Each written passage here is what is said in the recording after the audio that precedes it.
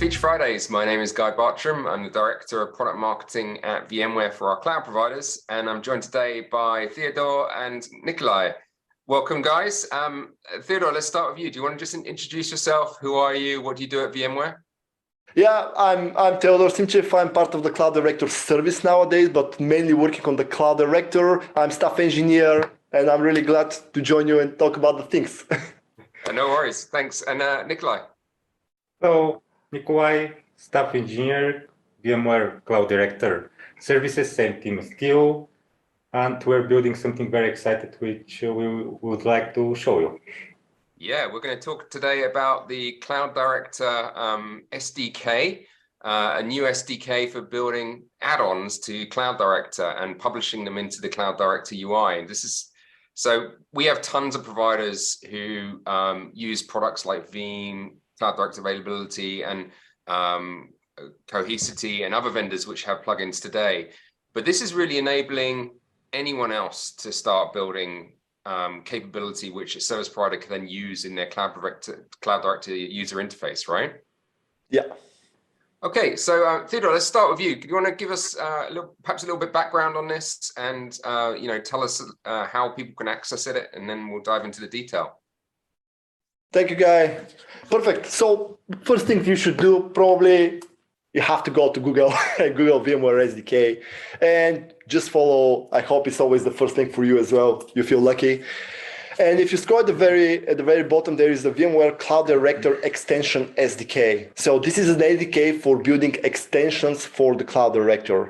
And if we follow that link, it will guide you to the page, whether you can click on the download button, and it will open for you a page whether you can find different versions. So it's always pointing to the last version, but if you go one folder behind, it can show the remaining versions, and you choose your platform, because this is a single CLI binary, which is statically compiled, so you don't need any dependencies on your machine to run it. This is our first feature. We would like to be really easy from zero to hero to get it in a minute. So you just click on Darwin, I'm on Mac, and you just download the VCDX shell, and there we go. It's on your machine, you started using it. Then you can go to Cloud Director Extension Developer Guides. This is the second thing after you download the extension. And here is a pretty extensive documentation telling you what is the SDK, setting up your developer environment, building a simple add-on, then get a little bit more deep dive, understanding the whole solution on lifecycle, what's happening there, and exploring what are the solution elements inside, and as always, some troubleshooting actions if something goes wrong. I would like to concentrate on that page for a while, and after that I move to Nikolai to show you the real demo. So what is the solution add-on? Cloud Director has a number of extensibilities. It has a UI extensibility. It has a kind of a database extensibility through runtime defined entities. People can extend the API of the Cloud Director to add custom API that can be consumed through the Cloud Director using the authentication model, tenancy model, and everything in the Cloud Director. Also, there is some security aspects of like when you're building a runtime defined entity, you can create a custom write bundle. So only specific users having that right or that access control will be able to manage those kind of objects. And specifically in the solution add-ons, we have collection of all those pieces, accessibility bits, and we put them in a single package. We call that package the add-on. And we put a few more things inside, which are kind of outside the VCD native extensibility. So many solutions, they have a UI database, but they also need to have a backend. And the backend typically is some kind of an appliance or the Helm chart, something that is running the backend. So as part of the add-ons, in this concrete version that is a GA at the moment, we support OVF and OVAs as a backends. So that means when you build your solution add-on, you can put your backend appliance inside, and we can install the backend appliance alongside with the other components, so you have the full automation.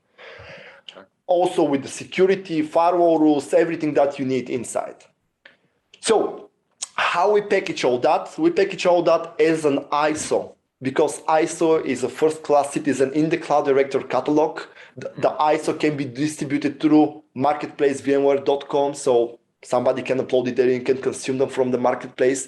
And the ISO can be mounted on any machine in a sovereign cloud, in a public cloud, in a very restricted federal environment. So all this is an ISO. It's self-contained. It doesn't have an external dependencies. That's why we choose our form factor, the ISO.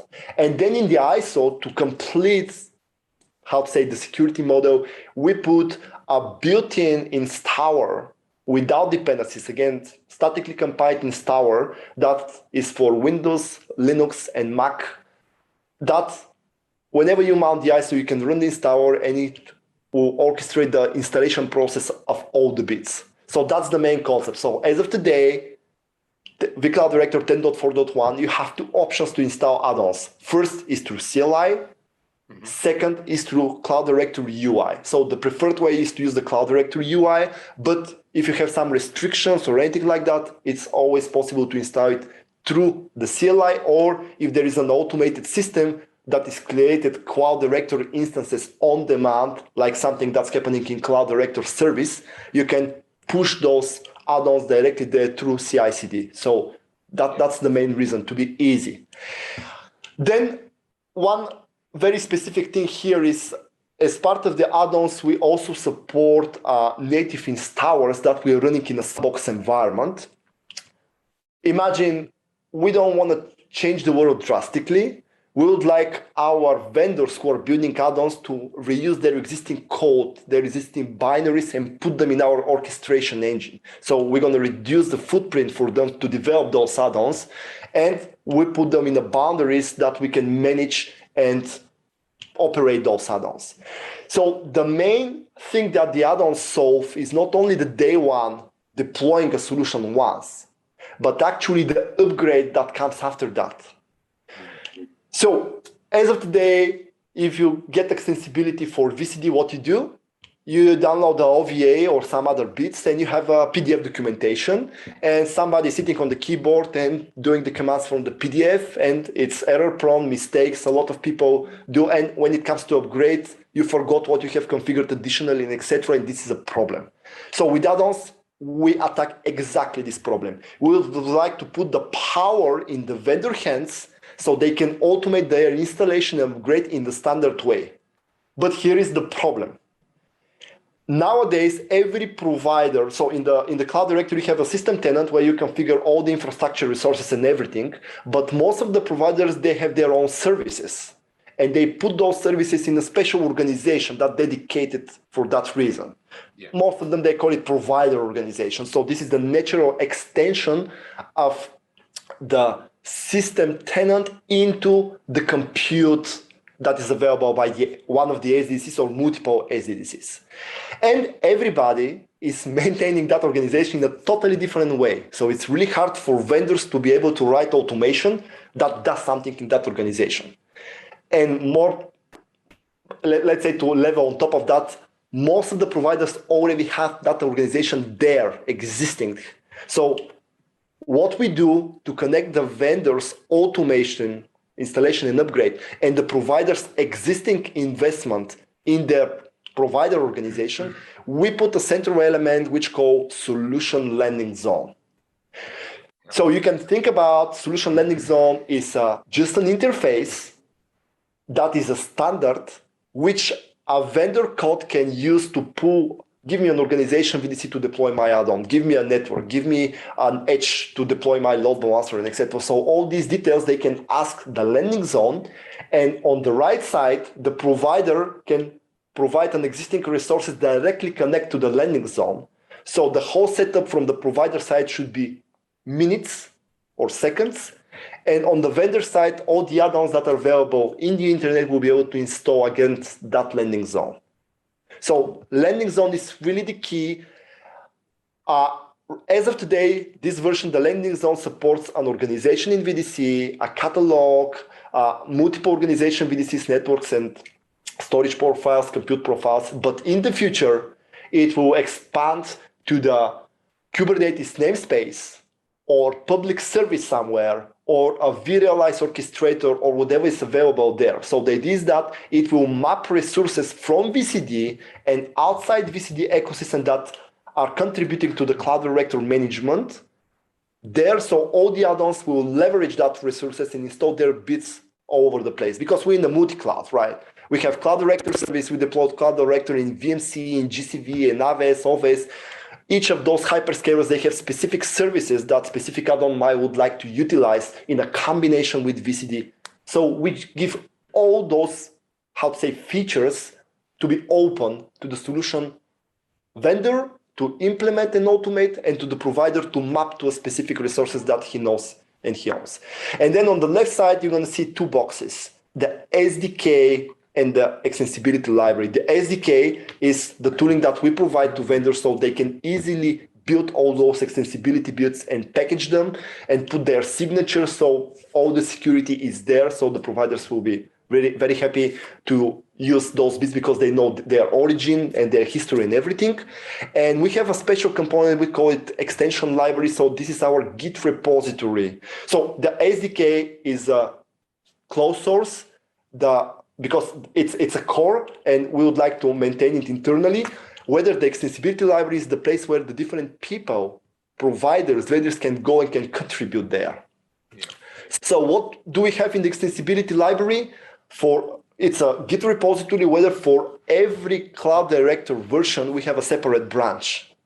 And in those branches, we have a starter templates for the specific business cases that a vendor would like to implement. So we have a starter add-on skeletons with different elements and everything there so they can use them right away. The experience that we are having is you don't know anything about what we're doing. You don't want to read pretty much close to zero documentation. You just go download the SDK, type a command, new solution from template. You read the name and the description of the template. You click it, it goes on your machine. You deploy to Cloud Director, and you see the UI plugin in the Cloud Director. You see the runtime defined entity. You see the appliance. You see this from 0 to hero in 3 minutes. This is the first use case. The second use case is this is a software. At any point of time, something might break. And if, let's say, a vendor using version, let's say 10.4.1, a starter template for his add-on from this is extension library, and in 3 releases later, somebody from the provider side said, your extension is not working. The traditional model today is that they open an SR to VMware, to the provider. There is a whole bunch of things that are happening. We're trying to reduce this model so the vendor can simply go and can diff the starter add-on from version 10.4.1 and let's say the Cloud Director version 11, let's say, and see what exactly property we has changed in the product there, or the guy who built this add-on, he has changed in order to get the add-on working there, and he can simply put that change on his own add-on. The main idea is that for every branch, all the add-ons that are in this branch have been tested successfully with that particular version of VCD. And when you move to the next branch, if there is any difference, we as a VMware are going to fix it. And it's simple diff between the two branches in the Git, so you can see exactly what has changed. So this is the tremendous value that we bring to the table. And just when I wanted to stop you very quickly there. So in a nutshell, then you've taken away some of the problematic aspects of vendors releasing versions and API dependency on VCD, but 3 versions back, and abstracted that away into these templates, which are supported by VMware, but will be updated to use the correct backend APIs. Would that be a correct assumption? Yes. Okay. And not only for that's massive. APIs, but also for the UI, because in the UI, there might be a change somewhere or Angular version or something that we have changed, which nowadays is not really easy to figure out. Through this model, you're exactly going to see what's the parameter in the Angular add-on for the UI, Angular plugin for the UI we have changed. So you can get this feature working on your side. That's pretty impressive, because that's, from the bigger providers that use the plugins and the frameworks today, that's typically, it's a 6 to 9 month problem when It is. suddenly the APIs aren't working, they've got to wait for their next release cycle to fix it, and they've got to rewrite code and recompile code, and this is fantastic. Yeah, and always the main will keep latest and greatest stuff that will be valid for the next upcoming release. So if they can subscribe to the main, they're going to see on a daily basis what we have changed there. And just before we release the VCD, we're going to fix those add-ons that are available from the previous version to the main, so they can see how they can fix on their own before the next version of VCD is coming to the market. So let me ask you a question then. For the vendors out there that have got integrations with the UI and the API today, like take for example Veeam, is the go forward suggestion that they adopt this new framework using the templates and the solution landing zone, I think it was called? So definitely we encourage them to adopt pretty much everything that they do in the extensibility world, they're going to do it through the solution add-on. And we have pretty easy onboarding mechanism of their existing code. So in a matter of minutes, they can move everything that they have invested in VCD as a solution add-on, package it, and use all the vehicles. Use the marketplace VMware.com, use our installation in the UI, so they can use everything there. So this is one of, but do they have to start from the starter templates? No, because they already have their code built. They already have put all the investments on their own. But if they're going to see some feature, some line, they can search it in some of the templates, and if it matches, they can reuse it. Okay. That's the idea. Because you start from something and you change it a lot. Yeah. The idea is that to be able to trace what exactly has changed. And this is what we would like to give through the open source, through the Git vehicle, whether everybody can leave these two pieces and get the value immediately out of them. And of course, this doesn't just apply to vendors, right? It actually applies to service providers who build their own products as well and their own interfaces. For us, everybody is a vendor. VMware is a vendor, partners is a vendor, our providers is a vendor. Everybody who is using the SDK to produce an add-on. Yeah. Just the raw is you as a vendor. You create something, you let it to the people for good. Yeah, I understand the kind of the automation packaging of the OVA, the ISO, the install scripts that are created and everything else. Is part of the complexity going to be looking to the future when you have to do upgrades of a particular in situ product? How does that typically get handled? Is that install a new version and do a migration? Is it some back-end stuff that automates the database upgrades? Because I can see there's lots of challenges with that. Yep. That's one for you, Nikki. So, yes, indeed, there are a lot of challenges. And as we all know, upgrades are done differently because there is not anything common across different add-ons, right? Yeah. So you might want to have in-place upgrade. For example, in your VApp, you already have data. You don't have to wipe it. You have to upgrade it to the next version. But for some vendors where they have stateless VApps, makes sense to just swipe it and deploy a new VApp. So, and here we want to incorporate all of these practices. So we're leaving this to the vendors to decide what and how they will upgrade. Usually, the vendors, they already have some upgrade processes, right? If it's a VApp, the business logic that has to be upgraded. But we are providing the vehicles, and the vehicle is we are in process of developing a transaction model. It's a custom transaction model where we are upgrading part of the elements, what we own, what is defined by the vendor as extensibility element. But if you have, for example, if you need to upgrade some custom data, that has to be done customly by some scripts which already are present. So then the vendor is responsible for committing to this transaction log. So everything is based on the transaction log. It's atomic transactions. What we are embracing is the Saga design pattern. And based on this pattern, it's very commonly in use in distributed applications, but it also works with our add-ons. So everyone is committing to this transaction. If anything happens, what the service provider will see is a rollback functionality and a retry functionality. So it can roll back to the original state. We can guarantee that it will be the original state of the add-on, and retry, it will try to continue. If you have, for example, a network glitch or something like that, you can always retry, because after all, this is orchestration, many different things are happening, anything can happen. But we can guarantee that you have the forward part and the backward part, the back part.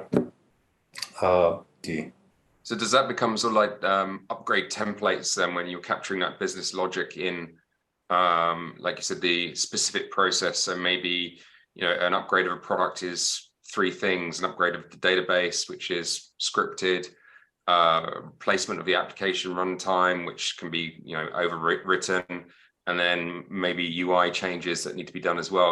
We just capture those as these are your typical stages. We're going to provide the automation shell for them to then run whatever they need to run within that. For us, very important is that you don't. So, for example, if you have a version 1 of your product and version 2 of your product, it's very important for us not to have to build a version 1.5, for example, which is the diff between the 2 versions. So you have a version 1, you have the version 2, and in the version 2, you can additionally add some scripts, some automation for your part. So for the custom data migration logic. So everything based on the elements which you're defining in the add-on, we are handling for you. Okay, cool. Wow, this So is yeah.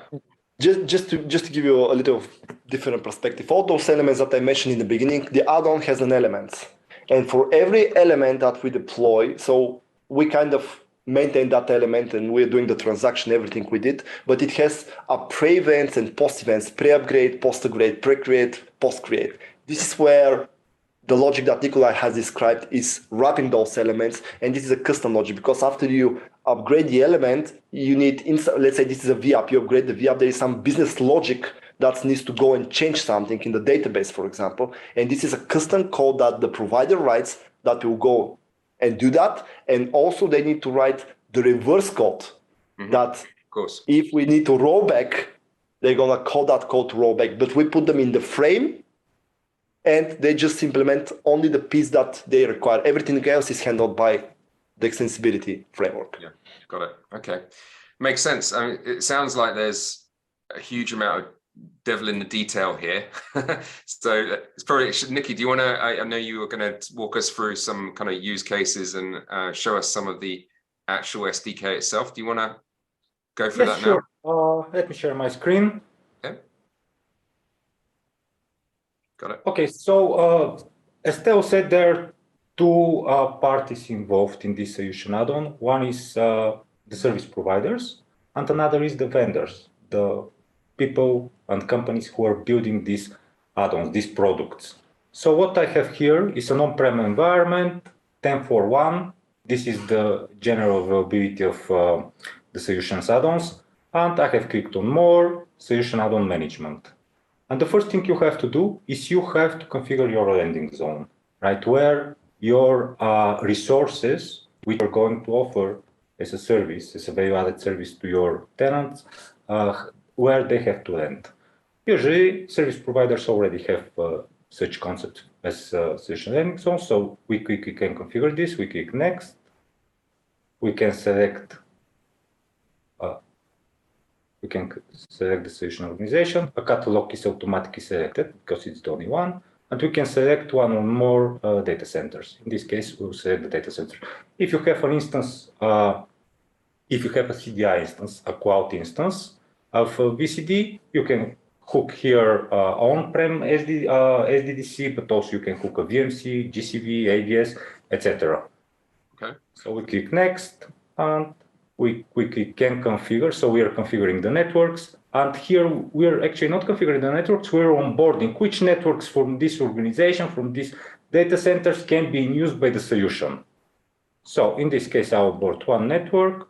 You can onboard many networks and one storage policy, save, we click Next.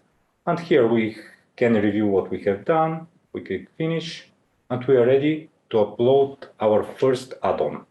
So an add-on is delivered as an ISO file, so we can click Upload. can browse. And here I have an add-on which I have prepared. This is a demo add-on which has many different orchestration. Once we select the file, here we see the name, the vendor, the description of the add-on, the version. We can also reject the add-on. And here we have an option to create our first instance. For now, I'll uncheck this. But let's explain what's different between the add-on and the add-on instance before we continue. Yes, so an add-on is a template. When we upload this, just an ISO will be uploaded into our catalog and some metadata will be written, right? So you can see a card, but nothing else will be deployed as resources. So then the next step is to create an actual instance. So an instance is an instance of that template. Some add-ons, they can be singleton. So this is actually a vendor can define whether it's singleton or not. So it makes sense only to have one instance of add-on. But some other add-ons, like for example, database as a service, right? You can have multiple instances and you can scope these multiple instances to different tenants, etc. Or different SDDCs. Or an instance for SDDC. Yes, this is the most common case, an instance for SDDC. It depends on actually what you're providing as a vendor. So we click upload. It will take a couple of seconds to upload ISO to our solution catalog. And after that, we'll be presented with a card where we can start creating our instances. And just while that's doing that, on the previous screen, you had the kind of endpoints that you could use. You mentioned you could use some of the Cloud Director Service supported hyperscaler endpoints. Yes. But this is Cloud Director on-premise, right? This is on-premise. This demonstration is for on-prem, but it will work perfectly fine for Cloud Director services. Okay, and here, I want to emphasize on the objectives we have. So as a vendor, when you produce your ISO, this ISO can be mounted on any virtual machine. It can be mounted on-prem, but it also can be mounted on an air-gap environment. So someone with a flash disk can go mount it. Sovereign cloud, federal, all kind of those environments. Yeah. This also, you don't need even the UI. You can also execute it through the CLI using Windows, Linux, Mac, any operating system essentially. So it's operating system agnostic, and also it is cloud agnostic because we have the logic and everything works on different SDDCs. So the main problem here is the networking, but we're also handling the networking differences. Imagine if you have a VApp, as we have over here, this VApp will be deployed, but this VApp usually has to communicate to somewhere, like vCenter or NSX, or it, for example, it's a web service, which someone needs to connect to. So you have to satisfy all of these networking requirements. But these networking requirements are different for on-prem, even for between different on-prem environments, they are different because someone might be running NSX, some other people might be running some other products, but also it's different across different hyperscalers. So in VMC, it's satisfied in one way, in GCP, it's satisfied by another way. And usually this takes a long time because satisfying networking requirements is another team, but we have an abstraction around all of these networking requirements where the vendor can describe these networking requirements and they can be automated automatically. So the vendor is producing one ISO file, which can be deployed in any different type of SDDC. On-prem, VMC, GCV. AWS, OVS. Yes, it's cloud agnostic. Okay, got it. So we click finish, we are presented with the card, we click here, and we are ready to create our first instance.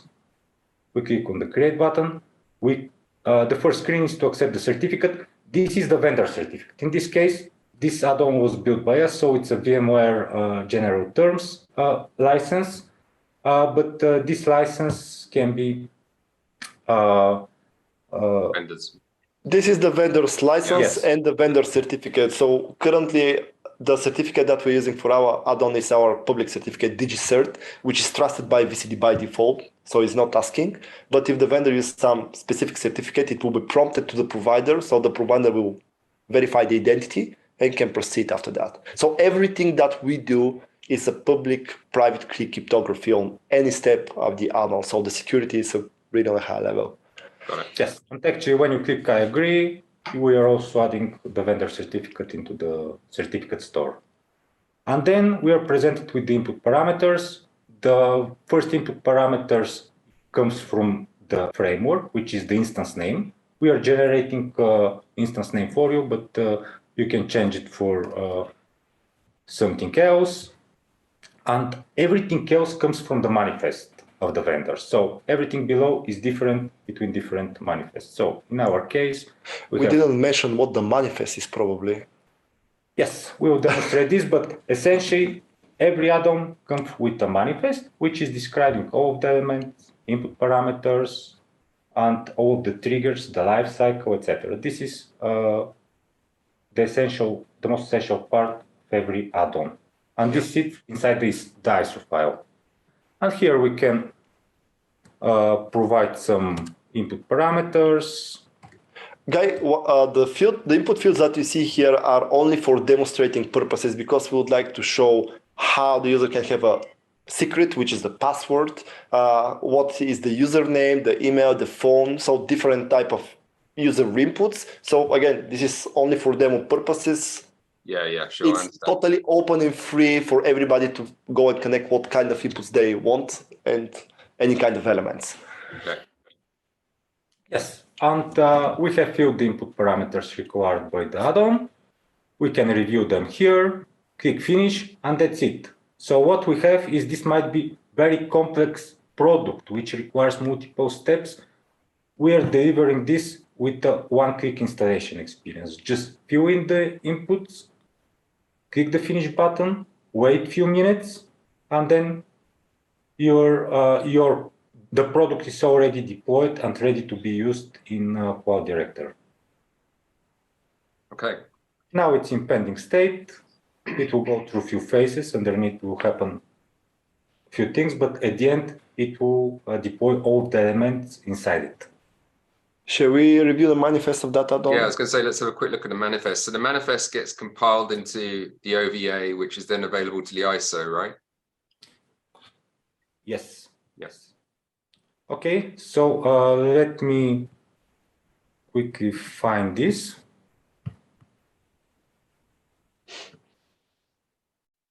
So, Guy, while Niki's looking for the source code,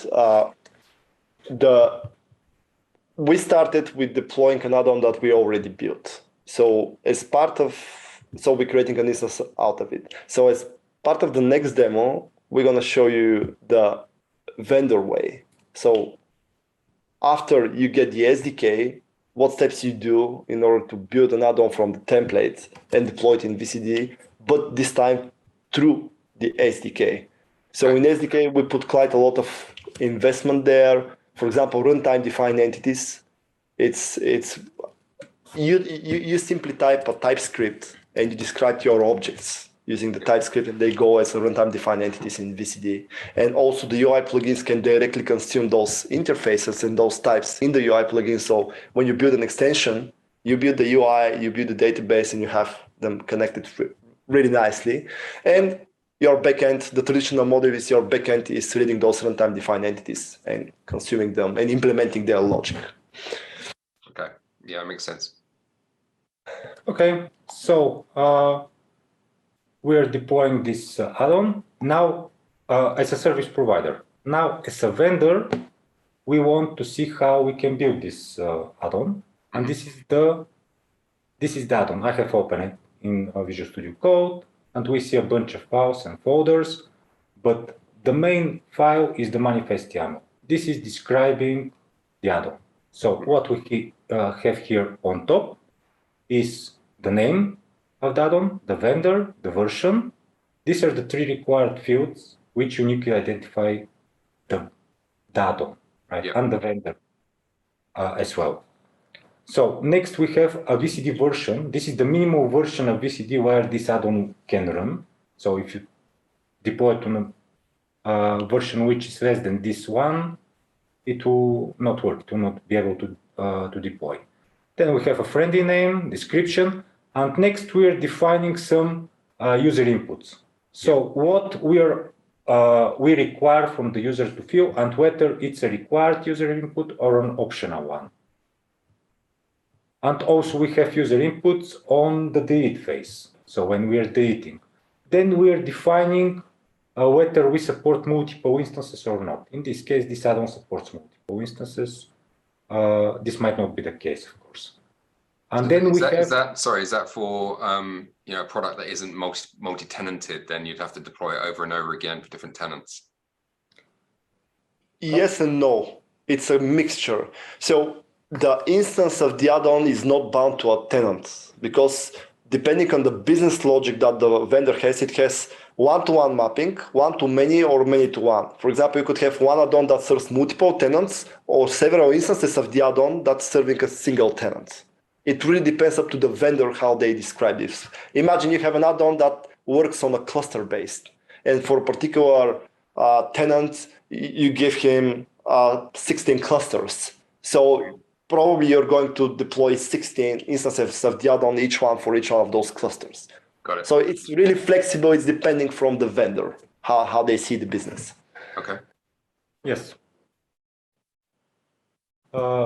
So next we have elements, and these are the extensibility elements which you're going to incorporate into your add-on. In this case, we have a UI plugin, which has artifacts. So this UI is matching the folder. And it's very important to mention that usually if you have already a product, you have a UI plugin, you can incorporate it straight into the add-on. So you're not required to build it here or anything like that, right? The add-on, this framework, the SDK, can work with already existing products, right, which are delivered in some other way. But also, if you're starting greenfield, we encourage you to build over here, because the SDK we provide also has a build system, and this is the case with this add-on, right? So you see here we have the source code, and in the SDK you can build your solution, the entire solution, with a single command, and then package it. And also this usually happens in a CI/CD pipeline with tests and automations, etc. So you have the UI plugin, then we have runtime defined entities. These are just the types of the entities, and also as well they're defined over here as TypeScript code. Usually runtime defined entities are just JSON files, but we have such extensibility where you can build them in TypeScript. And you can also build a fast functions in TypeScript. So this is the code, and it will compile and build you these JSON files as artifacts. And next we have a write. This is a write bundle. So we are creating a write bundle with the writes for the defined entities, for the RDs. Mm-hmm. Then in the tenant, this is in the SLZ, in the solution tenant, we are creating a row.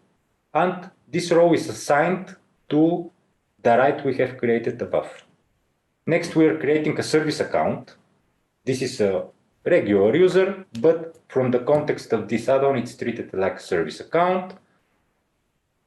Again, in the SLZ, in the solution organization. Then we're creating. Sorry, service account in the context of a VMware service, VCD service account. Sorry. No, in the context of a user, which will be used as a service account in the add-on, right? Okay. But also a service account is also a possibility. So next we have a defined entity instance, and again these are just elements we are just showcasing, right? There are a few other elements which we are not showcasing, but these are the essentials just to showcase the various elements which can automatically be integrated into this framework. And then we have the VApp, right? So this is our VApp, where we can customize a lot of things, including custom properties, networks, etc. Yeah. And on every element of this, we can execute pre and post create hooks. and pre and post delete hooks. And also we can execute pre and post create and pre and post delete on the entire add-on. So you can hook on the entire life cycle of the add-on and automate something and add something to the execution context. So these properties can be fed into the next element. And just out of interest, when you're doing something like an upgrade, how does the workflow handle timing? And is it a case of wait calls being used, or is it a case of the process will just restart when a message is put on a bus or something like that? No, the upgrade, we cannot do an upgrade. So this has to be defined through custom actions if you need an upgrade, but also your instances to run, right? Usually when you perform an upgrade and you have in place upgrade, you have some downtime, like 15 or 20 minutes, right? If you want Green Boot deployment, for example, then you can deploy one add-on instance, entitle these two tenants, and then deploy another and just migrate the tenants, right? Nicky, but when you say 20 minutes, so Nicky Pro is talking about the specific use case, because when you do in-place upgrade of an appliance, the appliance restart will take, depending on all the services, how heavy is the appliance that time. From the framework perspective, we just go, we replace on the fly, we recreate and etc. So it's ultra fast and there is no downtime. But if the vendor is doing in-place upgrade on an appliance that they own, the downtime will come from their business logic and the script that they're executing inside the appliance. Because on our side, if you update one of those elements, we're going to handle it pretty much instantly. So there is no disruption. Only for the backends will be a little bit more disruption. Exactly. Okay, so in a sense, then VCD doesn't really care. It just carries on, completes the task, and everything else will be done within the actual compiled binary scripts that the vendor has supplied. Yeah, and if you allow me, Nicky, just to add here, imagine that you have your UI plugin, the new version of your UI plugin updated first. Then it's some down the road, you're upgrading your appliance. So if you don't upgrade your UI plugin, but you're upgrading your appliance somehow, the plugin at some point won't be able to access the appliance and won't be able to show the latest data, or will show some cache data if the UI plugin is built that way. But if it's a new UI plugin, there will be two UI plugin, two versions of the UI plugin at some point of time, which one will be switched when the appliance is ready. They will be switched. Yeah. Yeah, okay, that makes sense. Okay, so and next we have a bunch of network components. So this is to satisfy our network requirement because we have an OVA, and we have an abstraction which allows the vendors to define two entities, which are network policies and services.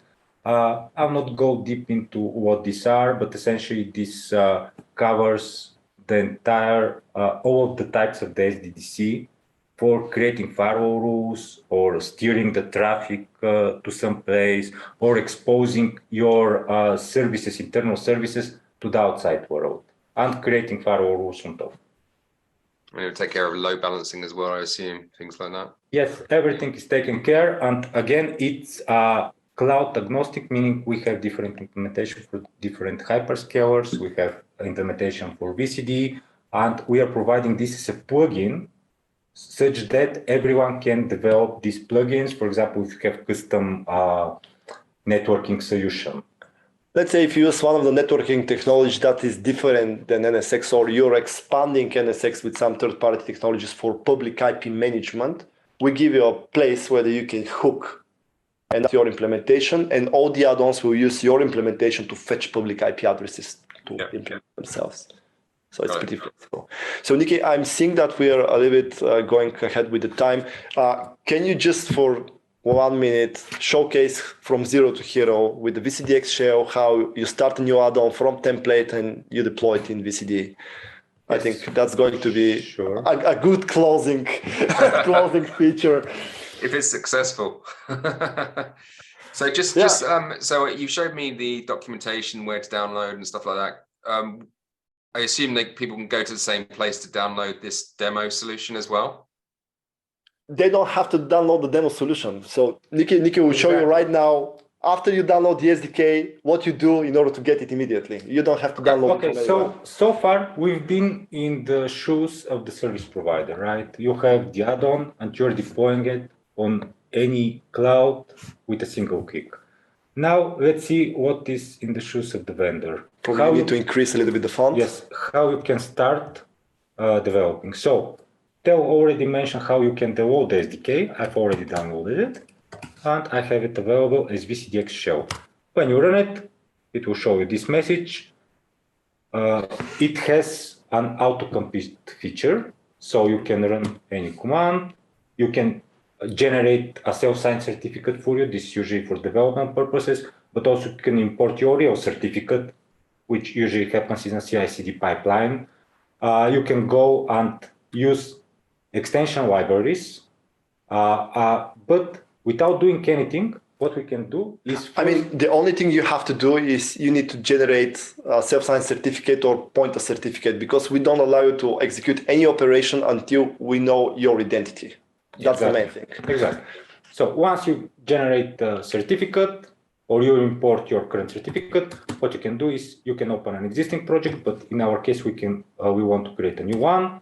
We're providing the name of our add-on, for example, Demo1. We are providing the vendor, who we are, in this case VMware, and our current version of the add-on. In this case, it's 1.1.1.0.0. And also the minimal VCD version, which is optional. We will skip it for now. And what we see here, now if I click enter, it will create me a new folder with a manifest, but it will not have any elements, it will have nothing. So it's hard to start. You need to read documentation if you go that way. What we are providing is a templating system, and we also have a GitHub repository. So we have examples there. Currently, we have only one, but this will grow with time. This is what Theo has explained. And over here, you can load this repo. Actually, this repo is hard-coded into the tool. So if you don't configure any repositories, Git repositories, this is the default one. But also, you can create your own Git repository, which is private, not in GitHub, but in anything on-prem you have, GitLab, for example. And you can link it through this tool, and you can reference it. So I haven't done this. I'm using the public one, which comes out of the box. When I click space, it will go fetch me all the branches. It will cache them. And here I can select which branch I want to target. Let's target the latest and greatest one. Then I click space. And here you will see many add-ons you can bootstrap. But so far we have only one, which is from 0 to hero. I'm selecting this one, and it shows me that if I have specified the VCD version, the minimal VCD version, it will not be taken into account because the minimal VCD version is already defined by the person who has created this repository. So next step is what I can do is solution, and I can build it, right? Because it has UI elements, it has RDs, backend classes, etc. So I can build it. This is using our build system. This is only Docker is required here to have on your machine in order to build it. Yeah. Again, it's kind of normal nowadays. Yeah. Be surprised if a developer didn't have it. Yeah, but the idea here is that we are open. If the vendor has their own build system, they can use it, and we can simply consume the artifacts. But we provide the default build system using a build text and Docker, so they have pretty complex build orchestration on our site if they want to go that way. Yeah, exactly. And I have just opened what we have created. Actually, what we have get from Git as a template, and all you have to do is to test the SDK and to see what we have built is just to execute solution build. Yep. To execute solution build, and the next thing after this finish is to execute solution package. But if we look over here, we have the same manifest YAML file. we have name vendor version, we have input parameters, and then we have elements. And also we have some triggers which will be executed. And also you can specify an icon, end user license agreement, etc. So Guy, through the VCDX shell in the setup phase, you can add as many cloud directors as you want. So you can set up multiple cloud director development environments, and you can just activate some of those environments. And whenever with the tool you say run operation like create instance, delete instance, list instances, it will go to that cloud director instance and will work with it. So you don't have to leave this terminal. You just stay there. You open the Visual Studio Code, open the terminal in the bottom, and do the commands. So Nick is about to show. The next command is solution package. Package it, yeah, create the ISO, yeah. Yes, this is creating the ISO. And now you can distribute this ISO. But as a developer, because now we are, as a vendor, developer, we are developing our solution, we're packaging it. You want to test something really quickly, right? You don't need to upload the ISO, create a new instance, etc. So we're providing you with a shortcut. Solution run, create instance. And now all you need to do is provide the name, which is what we've seen in the UI, provide all of the required input parameters. So this could be test 1, 2, 3. Those are defined in the manifest. Yes, this is everything starts with everything that starts with input is defined in the manifest. If you add another input in the manifest, it will appear over here, and based on whether it's required or not, and then you execute this command, and it will create you a new instance. So that's now going to VCD and just creating the instance in VCD, so the developer basically can know that it's going to work without having to worry about going to the UI. It executed in exactly the same way as it will be executed using the UI, right? Yeah. Exactly the same way. And just Guy to know that inside this, you saw some JSONs that have been dumped. So those are the JSONs that are done by the triggers, showing the developers pretty much what is in there in the context. So they don't have to think about using this add-on, they know what is coming on the input of the trigger and with what data they can manipulate and what they can do with that data. Yeah. So this is just for developer purposes. Typically, this is not dumped, but in this particular case, it's dumped. Yeah. And there you go. You have the instance. So if we go to the UI. Instance, so all we have to do is refresh the cloud director. So the new UI plugin takes into effect. And over here, we have skeleton solution UI plugin. And also we have the other UI, which is from the other plugin we have deployed through the UI. So if you click here, it just text demonstrating that the UI plugin has been compiled from code, packaged, and deployed, and installed. And also we have the backend service, which is the appliance. The appliances. If we go here, we will see the appliances deployed and running. So that's pretty much what we have so far. We are very actively working towards the future and adding more and more features to that.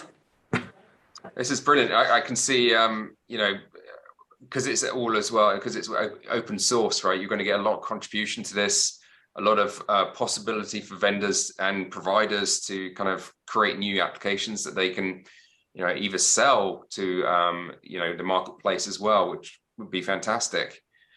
Guys, this is really good, and I'm so happy to see that we're kind of moving away from this problematic kind of API version challenge that we've had with all of our partners and vendors to date, because this is going to make things a lot easier for them to manage, a lot easier for providers, and ultimately result in more customer satisfaction, because it's going to be able to use the latest version of vendor products a lot easily. Yeah, and probably one of the biggest keys is the marketplace VMware.com, because this is a central hub that everybody can push their content there, and it can be all the providers will be able to read it, fetch it, use it. So it's a great network to distribute those add-ons nowadays. Okay, and okay, so this is new. It's out now, available now. I'll put all the links below. If people need help and assistance, is the public Slack channel the way to go? Is there a special Slack channel for this, or is it just the public VCD channel? Typically, it's a public VCD channel when it comes to general say support for everything specific. This is in the public Git repository. It's a Cloud Director extension standard library. They can open an issue there if they see some issue, and we can follow up on that issue. So we are leveraging Git as a vehicle.